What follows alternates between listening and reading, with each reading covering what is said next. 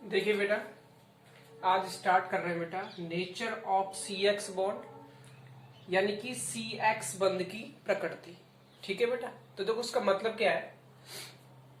देखो बेटा, इसका मतलब ये है कि इससे पहले लेक्चर में बेटा आप पढ़ चुके हो क्या, एल्किल हैलाइड के बारे में। वही टॉपिक चल रहा है बेटा, उसका ये अगला टॉपिक है कि सी एक्स बंध की प्रकृति क्या है। इसका मतलब बेटा कि कार्बन और हैलोजन के बीच में, कार्बन और हैलोजन के बीच में बेटा ये जो बंध बना हुआ है, ये जो बॉन्ड बना हुआ है, इस बॉन्ड की प्रकृति क्या है। ठीक है बेटा, ये हमें इसमें देखनी है। तो देखो, इस बात को बेटा हम सामान्यतः जानते हैं कि कार्बन और हैलोजन के बीच का जो बंध बना हुआ है बेटा, ये बंध कैसा है बेटा, सहसंयोजक। कैसा है बेटा, ये सहसंयोजी बंध, मतलब कोवालेंट। और आप सभी जानते हो बेटा, जो कोवालेंट जो बॉन्ड होता है, जो सहसंयोजी बंध है बेटा, ये बनता है इलेक्ट्रॉन की साझेदारी से। ठीक है बेटा, एक बात तो ये क्लियर हो गई कि कार्बन और एक्स के बीच का जो बंध है उसकी बेटा प्रकृति कैसी है, वो सहसंयोजक बंध है। ठीक है बेटा, अगली बात ये आती है, और ये आप जानते हो बेटा कि कार्बन के साथ जो हैलोजन लगा हुआ है, इन दोनों में अगर बेटा हम देखें तो एक्स का मतलब आप जानते हो पहले से ही, हैलोजन। और हैलोजन में कौन आता है, फ्लोरीन, क्लोरीन, ब्रोमीन और आयोडीन। ये बेटा सारे के सारे बेटा कहां से आते हैं बेटा, ये आते हैं बेटा ग्रुप नंबर 17। और आप सभी जानते हो बेटा, जो ग्रुप नंबर 17 होता है उसकी जो इलेक्ट्रोनेगेटिविटी है, इलेक्ट्रोनेगेटिविटी का मतलब बेटा विद्युत ऋणता, विद्युत ऋणता वो बेटा कैसी होती है, अधिक होती है। यहां पर विद्युत ऋणता का मतलब बेटा ये है कि ये जो सहसंयोजी बंध है, इस बंध में जो इलेक्ट्रॉन है, वो इलेक्ट्रॉन बेटा किसी एक दूसरे परमाणु की तरफ क्या हो जाते हैं, खिंच जाते हैं। और ऐसा होने से एक पर आंशिक धनावेश और दूसरे पर आंशिक ऋणावेश आ जाता है। ठीक है बेटा, तो सहसंयोजी बंध के इलेक्ट्रॉनों को अपनी ओर जो खींचने की क्षमता होती है, यानी कि जो कोवालेंट बॉन्ड के जो इलेक्ट्रॉन है उनको अपनी ओर जो अट्रैक्ट करने की जो पावर होती है, उसी को बेटा हम क्या बोलते हैं, इलेक्ट्रोनेगेटिविटी यानी कि विद्युत ऋणता। ठीक है बेटा, तो हम ये पहले से ही जानते हैं कि हैलोजन की जो इलेक्ट्रोनेगेटिविटी है, जो विद्युत ऋणता है बेटा, वो कार्बन से हमेशा कैसी होती है, ज्यादा होती है। और आप ये जानते ही हो बेटा कि पूरी आवर्त सारणी में जो फ्लोरीन है, इसकी जो विद्युत ऋणता है वो सबसे ज्यादा होती है। कितनी बेटा, 3.98। सबसे ज्यादा विद्युत ऋणता किसकी होती है, फ्लोरीन की होती है। ठीक है बेटा, अब देखिए, अब यहां से अगर हम देखें तो बेटा जो हैलोजन है उसकी जो इलेक्ट्रोनेगेटिविटी है, जो विद्युत ऋणता है बेटा, वो कार्बन से तो हमेशा ज्यादा ही होती है। अगर ज्यादा होगी तो क्या होगा, इस बंध के जो इलेक्ट्रॉन है वो बेटा किधर खींचेंगी, एक्स की तरफ। और अगर ऐसा होता है तो बेटा इस पर क्या आएगा, पार्शियली नेगेटिव चार्ज, जबकि इस पर कैसा आएगा, पार्शियली पॉजिटिव चार्ज। ठीक है बेटा, अब ऐसा होने से आपको दिख रहा है बेटा, यहां पर आपको दो पोल दिख रहे हैं। दो पोल का मतलब है एक पर तो नेगेटिव चार्ज है, जबकि दूसरे पर क्या है बेटा, पॉजिटिव चार्ज। नेगेटिव चार्ज बेटा उस एटम पर आता है जो जिसकी इलेक्ट्रोनेगेटिविटी यानी कि जो विद्युत ऋणता है वो दूसरे परमाणु से कैसी होती है बेटा, अधिक होती है। इसलिए इस पर नेगेटिव चार्ज आ रहा है, जबकि इस पर चार्ज कैसा आ रहा है, पॉजिटिव चार्ज। अब ऐसा होने से बेटा यहां पर क्या पैदा हो रहा है बेटा, यहां पर पैदा हो रहा है क्या बेटा, पोलरिटी, यानी कि ये बेटा बॉन्ड कैसा हो गया, पोलर। पोलर मतलब यहां क्या बन गए बेटा, द्विध्रुव।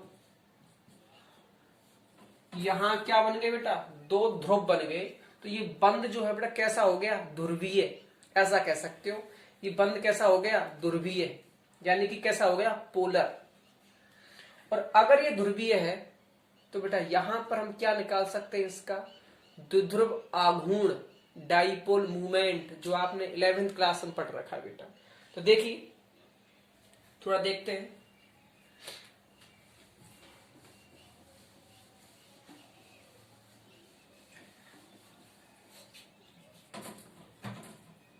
देखो बेटा हम पहले से जानते हैं कार्बन और फ्लोरीन, कार्बन और क्लोरीन, कार्बन और ब्रोमीन और कार्बन और आयोडीन। बेटा हम ये पहले से जानते हैं कि फ्लोरीन, क्लोरीन, ब्रोमीन, आयोडीन, यानी कि जो ग्रुप में जब हम अप से डाउन जाते हैं, ऊपर से नीचे जाते हैं, तो बेटा जो साइज है, साइज यानी कि जो आकार है, वो क्या होता है बेटा, इंक्रीज करता है, मतलब बढ़ता है। ठीक है बेटा। तो अगर हम ऊपर से नीचे जाएंगे तो बेटा इनका जो साइज है वो क्या होगा बेटा, बढ़ेगा। और अगर साइज बढ़ेगा तो इन दोनों के बीच का जो बंध की जो लंबाई है, जो बॉन्ड लेंथ है, वो भी बेटा क्या होगी, बढ़ेगी, यानी कि इंक्रीज करेगी। ठीक है बेटा। और हम ये भी जानते हैं इस चीज के बारे में कि कार्बन और फ्लोरीन की जो विद्युत ऋणता का जो अंतर है, यानी कि इन दोनों की इलेक्ट्रोनेगेटिविटी का जो डिफरेंस है, जो अंतर है, वो बड़ा क्या है, सबसे ज्यादा है, मैक्सिमम है। किसमें, कार्बन और फ्लोरीन के बीच में। जबकि कार्बन और क्लोरीन के बीच थोड़ा सा कम है, फिर कार्बन और Br के बीच और कम है, और कार्बन और आयोडीन के बीच सबसे कम है। ठीक है बेटा। तो हमने यहां पर दो चीज समझ ली बेटा, क्या कि ग्रुप में जब ऊपर से नीचे जाएंगे, अप से डाउन जाएंगे, तो साइज इंक्रीज करेगा। अगर साइज बढ़ेगा, साइज इंक्रीज करेगा, तो बेटा इन दोनों के बीच की जो बॉन्ड लेंथ है, जो बंध लंबाई है, वो भी बेटा क्या होगी, बढ़ेगी। बंध लंबाई को बेटा हम आर भी लिख सकते हैं, डी से भी रिप्रेजेंट कर सकते हैं। ठीक है बेटा। अब बात आती है किसकी, दोनों की विद्युत में अंतर। फ्लोरीन और कार्बन की विद्युत का अंतर सबसे ज्यादा होता है। ठीक है बेटा।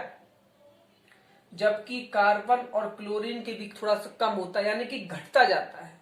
तो कहने का मतलब यह है कि कार्बन और फ्लोरीन के बीच की विद्युत का अंतर सबसे ज्यादा, जबकि बंध लंबाई सबसे कम होती है। ठीक है बेटा।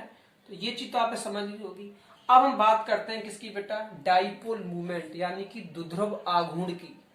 क्योंकि यहां से क्वेश्चन पूछा जाता है, द्विध्रुव आघूर्ण का, डाइपोल मूवमेंट का ऑर्डर पूछा जाता है बोर्ड में। ठीक है। तो देखिए थोड़ा समझ लेते हैं।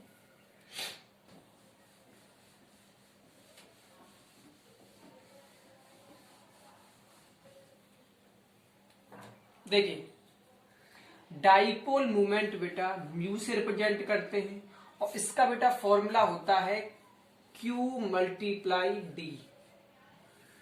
ये होता है बेटा आपका डाइपोल मूवमेंट, यानी कि द्विध्रुव आघूर्ण। अब यहां से बेटा आपको क्लियर दिख रहा होगा कि जो म्यू की जो वैल्यू है वो डायरेक्टली प्रोपोर्शनल किसके, चार्ज के, जबकि म्यू की वैल्यू डायरेक्टली प्रोपोर्शनल, समानुपाती किसके, डी के। इसका मतलब ये है कि Q का मान जितना ज्यादा होगा, म्यू की वैल्यू यानी कि डाइपोल मूवमेंट, द्विध्रुव आघूर्ण का मान उतना ही ज्यादा होगा।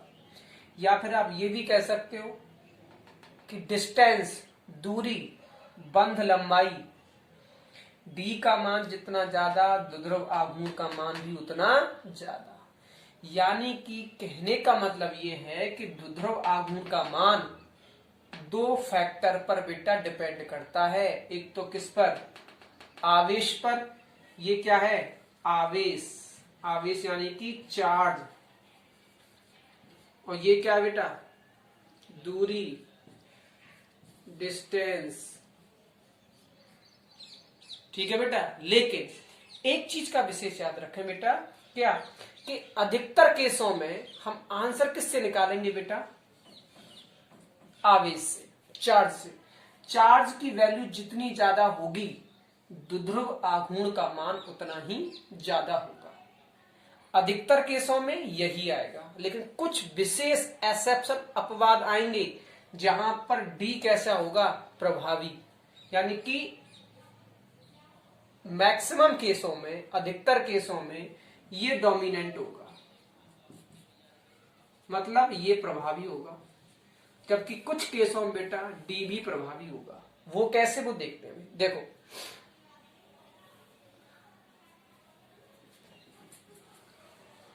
देखो ये वाला ऑर्डर बोर्ड में पूछा जाता है। कौन सा ऑर्डर, देखिए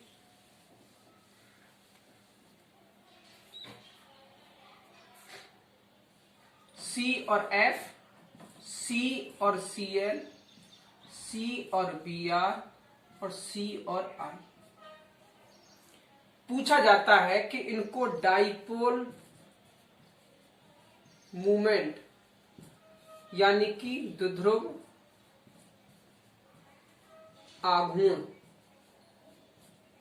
के इंक्रीजिंग ऑर्डर में या डिक्रीजिंग ऑर्डर में, बढ़ते क्रम में या फिर घटते क्रम में व्यवस्थित कीजिए। कैसा भी क्वेश्चन आ सकता है। अब देखिए, अब बच्चे गलती क्या करते हैं, बच्चे ये जानते हैं कि कार्बन और फ्लोरीन की जो इलेक्ट्रोनेगेटिविटी है, जो विद्युत ऋणता है, उसका अंतर ज्यादा होता है, यानी कि इसके लिए Q की वैल्यू ज्यादा होती है, सबसे ज्यादा, जबकि नीचे आने पर क्या होती है, Q की वैल्यू घटती जाती है। तो बच्चे क्या लगाते हैं, सीधा इसी को ऑर्डर लिख देते हैं। ठीक है बेटा, लेकिन एक चीज याद रखें, ये एक्सेप्शन है, अपवाद है। ये वाला नंबर 1 पर आता है, जबकि ये नंबर 2 पर चला जाता है, और ये नंबर 3 पर, और ये नंबर 4। तो अगर आपसे कोई पूछे कि द्विध्रुव आघूर्ण का मान सबसे ज्यादा किसमें होता है, तो वो किसमें होगा बेटा, सी सिंगल बॉन्ड Cl में होगा।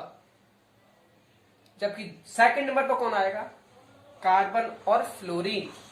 थर्ड नंबर पर कौन आता है, कार्बन और Br के बीच का बॉन्ड, और कार्बन और आयोडीन का बीच का बॉन्ड। इसका रीजन क्या है, इसका रीजन बेटा ये है, देखो अभी मैंने आपको बताया है कि डाइपोल मूवमेंट क्या होता है, Q मल्टीप्लाई डी। अधिकतर केसों में Q से आंसर निकालना है, लेकिन इस वाले केस में आपको एक चीज याद रखनी है, यहां पर बेटा D जो है, D मतलब बंद लंबाई, ये जो डिस्टेंस है, ये डिस्टेंस कहीं ना कहीं कार्बन और क्लोरीन के बीच की बहुत ज्यादा होती है, कार्बन और फ्लोरीन की तुलना में। इस वजह से यहां पर आंसर हमें किससे निकालना है, डी से। यानी कि आप ये कह सकते हो कि फ्लोरीन और क्लोरीन के केस में जो डी है, डी मतलब डिस्टेंस, दूरी का जो फैक्टर है, वो ज्यादा प्रभावी होता है क्यू पर। इस वजह से हम आंसर क्या निकालते हैं बेटा, हालांकि डाइपोल जो मूवमेंट होता है बेटा, एक एक्सपेरिमेंटली वैल्यू है, एक क्या है, ये प्रयोग से निकलती है। ठीक है बेटा, तो ये प्रयोग से निकाली गई वैल्यू है कि CCl की सबसे ज्यादा होती है, सेकंड नंबर पर कौन आता है, कार्बन और फ्लोरीन। ठीक है, थर्ड और फोर्थ नंबर पर आपको दिख ही रहा है। ठीक है बेटा, तो ये है आपका CX बंध का नेचर। ठीक है, तो आपको उस प्रश्न में लिखना क्या है, तो वो समझने के बाद आप इतना याद रखें कि कार्बन और हैलोजन के बीच इलेक्ट्रोनेगेटिविटी का डिफरेंस होता है, जिसकी वजह से क्या होता है बेटा, हैलोजन की तरफ इलेक्ट्रॉन अट्रैक्ट होते हैं, जिससे हैलोजन पर नेगेटिव चार्ज, जबकि कार्बन पर क्या आता है बेटा, पॉजिटिव चार्ज आता है। ऐसा होने से ये जो बॉन्ड है बेटा, ये क्या हो जाता है, पोलर हो जाता है, मतलब ध्रुवीय हो जाता है। ठीक है, तो ये तो हो गया इसका नेचर। बाकी का यहां पर ये वाला क्वेश्चन आप याद रखें, ये पूछा जाता है जनरली, तो इसका आंसर आप याद रखें, ठीक है, कि फ्लोरीन और क्लोरीन के केस में डी वाला फैक्टर, जो बंध लंबाई का जो फैक्टर है वो ज्यादा डोमिनेंट होता है बेटा क्यू वाले। ठीक है बेटा, तो ये हमारा टॉपिक था आज का, नेचर ऑफ CX बॉन्ड। अगर कोई प्रॉब्लम हो तो आप कमेंट कर सकते हैं, आपको आंसर तुरंत मिलेगा। ठीक है बेटा, तो आज के लिए इतना ही, थैंक यू।